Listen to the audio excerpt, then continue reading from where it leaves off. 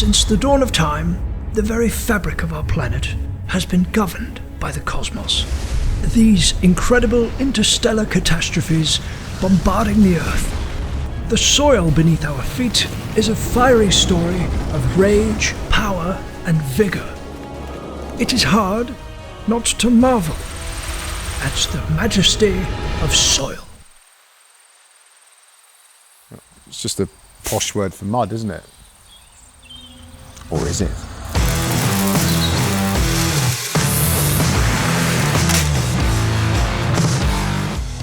Hello, my name's Tommy Cross and welcome to the latest episode of Embrace Your Outdoor Space. And in this episode, we're going to be talking dirty and getting filthy as we take a look at soil.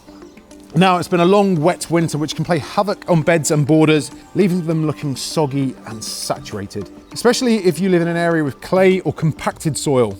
So why is the soil condition so important? Well, this is the reason. This is the part of the plant that you're not going to see, but is the most important part of the plant, the root system. This is where your plant is going to grab onto those nutrients, those minerals, the oxygen, the moisture in the ground, and help it flourish and grow. And if I'm a plant, this is the kind of soil structure that I'm looking for. Rich, dark, fertile, free draining, loamy soil. But if you don't have that in your garden, don't worry. I can show you a few tips to make the best out of what you've got. Now, this is how your plant feels when it goes into wet soil. I mean, I really don't need to say much more, do I? Your plant isn't going to have much chance of survival in this. It just feels gross. All that moisture, all that water, and all that coagulation of the soil means it's going to stifle the root development. It's actually going to deoxygenate. Too much water can actually cause root rot as well on certain plants. But there are, believe it or not, some plants that do like the wet stuff. Plants like hostas, Phyllostachys aurea does very well, Phyllostachys nigra, black bamboo. The stilbe does very, very well in damp, wet soil. Now, this is an extreme. So if you have soil like this, it is imperative that you do some work in order to repair it and give it some form of composition. If you've got wet ground, it's all about being busy in the beds and borders. Keep the soil well turned and aerated. Look for areas which are starting to slump and lose composition, and remove waterlogged patches. You can improve the composition of your soil by turning in fine gravel or horticultural grit.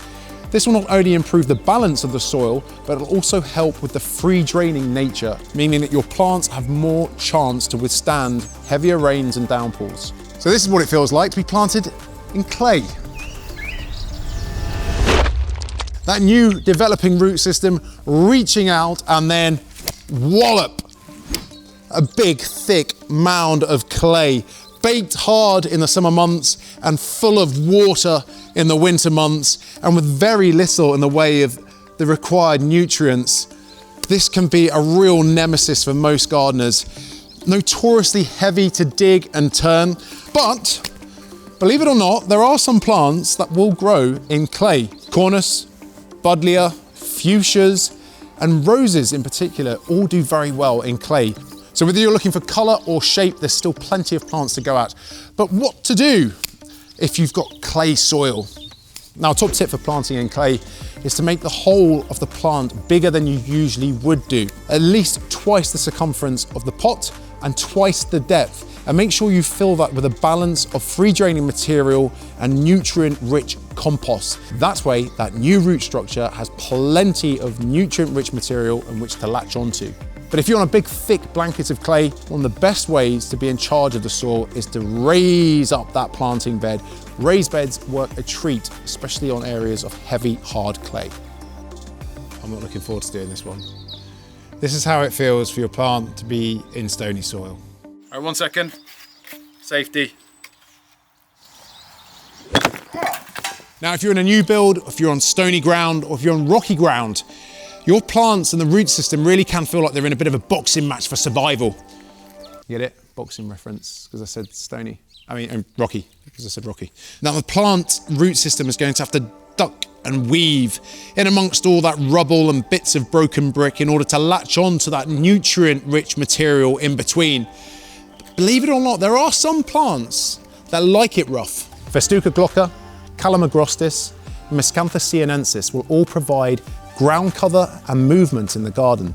But if it's colour up high you want, lilac will also do very well on stony soil. But how do you get rid of stones in the soil? One of the easiest ways to remove stones from your soil is to do simply that.